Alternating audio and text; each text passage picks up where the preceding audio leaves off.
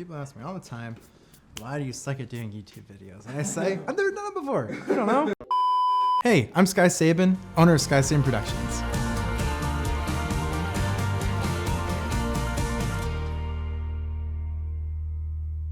People ask me all the time how I started my business, and I think it goes back to when I was a kid. My dad's an illustrator, my mom's a writer, and my sister is an artist. And I wanted to find something unique that I could do, so I chose music. At 13, I learned to play guitar, and in high school, I played gigs at coffee shops. And I wanted to learn more about music in college, but I also wanted to learn other things. So I went to Wheaton College, and I studied music composition, and I also studied creative writing and poetry. Along the way, I discovered my love of film. My senior year of college, I got a grant to make a documentary short about a guitar builder. Steve Connor is a really close friend of mine now, and at the time we just met each other, but he was super nice and really patient with me as I went through the process of learning how to film. This was the first time I ever held a camera, and also the first time I had to worry about lighting and audio, and Steve was really patient throughout the whole process. Eventually we completed the short documentary and submitted it to film festivals, and it did pretty well locally, and it was a really exciting process. It lit a fire for me, and I wanted to pursue this as a career. When you graduate college, it's not really a straightforward process to get a job at a production company, so in between, I needed a job.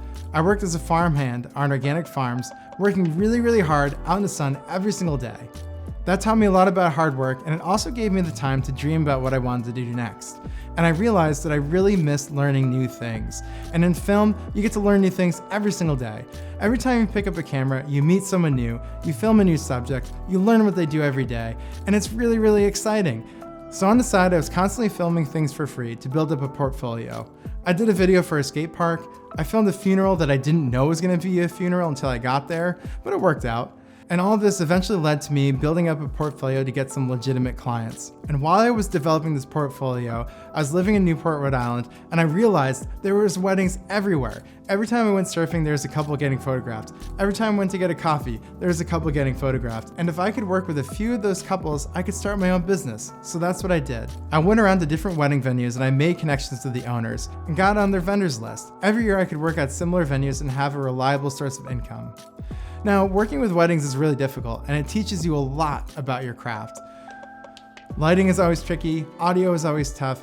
Throughout weddings, you're thrown all these difficult situations to deal with, and you just have to respond and make it work. And that's a valuable lesson to have to go forward for the rest of your career.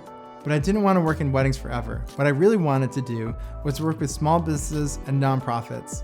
So in 2012, I launched my own business and really started pursuing that.